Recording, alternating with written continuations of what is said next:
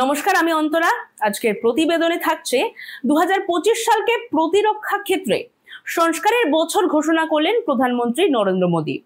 কলকাতায় আয়োজিত combined commanders conference থেকে সেনাবাহিনীকে নতুন দিশা দেখালেন তিনি। প্রধানমন্ত্রীর স্পষ্ট বার্তা, আজকের দিনে যুদ্ধ আর শুধু সীমান্তে বন্দুক চালনার মধ্যে কিন্তু সীমাবদ্ধ নেই। যুদ্ধ এখন নির্ভর করছে প্রযুক্তি, কৌশল আর উদ্ভাবনের উপর। তাই ভারতীয় সেনাবাহিনীকে ভবিষ্যতের চ্যালেঞ্জের জন্য কিন্তু প্রস্তুত করতে হলে জয়েন্টেন্স বা যৌথ কার্যক্ষমতাকে আরো জোরদার করতে হবে।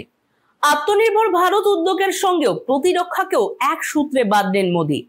তার আহ্বান, দেশীয় শিল্প এবং প্রযুক্তিকে সামনে এনে প্রতিরক্ষা সরঞ্জাম তৈরির ক্ষেত্রে ভারতকে আত্মনির্ভর করে তুলতে হবে। বিদেশি আমদানির উপর নির্ভরতা যতটা সম্ভব কমিয়ে আনতে হবে। সূত্রের খবর, বৈঠকে প্রধানমন্ত্রী বলেন, ভবিষ্যতের যে কোনো যুদ্ধ জেতার মূল চাবিকাঠি হবে তিনটি বিষয়: সমন্বয়, আত্মনির্ভরতা আর উদ্ভাবনী শক্তি। তার বক্তব্যে স্পষ্ট ইঙ্গিত মেলে, প্রতিরক্ষা মন্ত্রককে দ্রুত পদক্ষেপ নিতে হবে।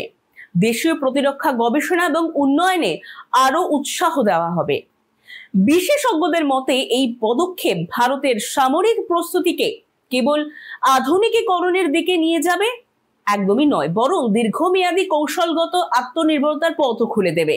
অর্থাৎ ভারত শুধু বর্তমান নয়, ভবিষ্যতের দিকেও নজর রাখছে। অপারেশন সিঁদুরের প্রসঙ্গ টেনে প্রধানমন্ত্রী সেনাদের ধন্যবাদ জানান। পাশাপাশি দেশের নিরাপত্তা রক্ষা, সমুদ্রপথে জলদস্যু দমন, বিদেশে বিপদে পড়া ভারতীয় নাগরিকদের নিরাপদে প্রত্যাবর্তন কিংবা প্রাকৃতিক দুর্যোগে মানবিক সহায়তা পৌঁছে দেওয়ার ক্ষেত্রেও সেনাদের ভূমিকা বিশেষভাবে উল্লেখ করেন তিনি। প্রসঙ্গত, কম্বাইন্ড কমান্ডার্স কনফারেন্স হলো 2 বছর অন্তর আয়োজিত সেনাবাহিনীর ব্রেইনস্টর্মিং বৈঠক। এখানে সেনাবাহিনীর কাঠামোগত, প্রশাসনিক ও অপারেশনাল প্রস্তুতি নিয়ে বিস্তারিত আলোচনা করা হয়। আগামী 2 দিন ধরে চলা এই বৈঠকে বৈশ্বিক অনিশ্চয়তা, উদীয়মান প্রযুক্তি, সাইবার সিকিউরিটি এবং নতুন যুদ্ধ কৌশলের প্রেক্ষাপটে ভবিষ্যতের জন্য একটি রোড ম্যাপ তৈরি করা হবে।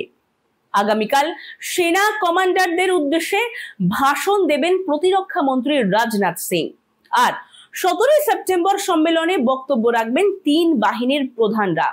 সব মিলিয়ে কলকাতায় এই বৈঠক শুধু ভারতীয় সেনার ভবিষ্যৎ রূপরেখাই আঁকবে না, বরং আগামী দিনের প্রতিরক্ষা নীতি ও দিশাও কিন্তু ঠিক করবে। প্রধানমন্ত্রী মোদীর এই ঘোষণা থেকে একটা বিষয় স্পষ্ট, 2025 সাল ভারতের প্রতিরক্ষা ক্ষেত্রের জন্য হতে চলেছে ইয়ার অফ রিফর্মস।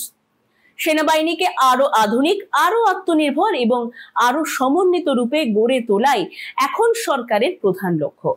এখন দেখার বিষয় কত দ্রুত এই সংস্কার কার্যকর হয় এবং ভারতের প্রতিরক্ষা ব্যবস্থাকে বিশ্বের সেরা বাহিনীর কাতারে নিয়ে যেতে পারে কিনা।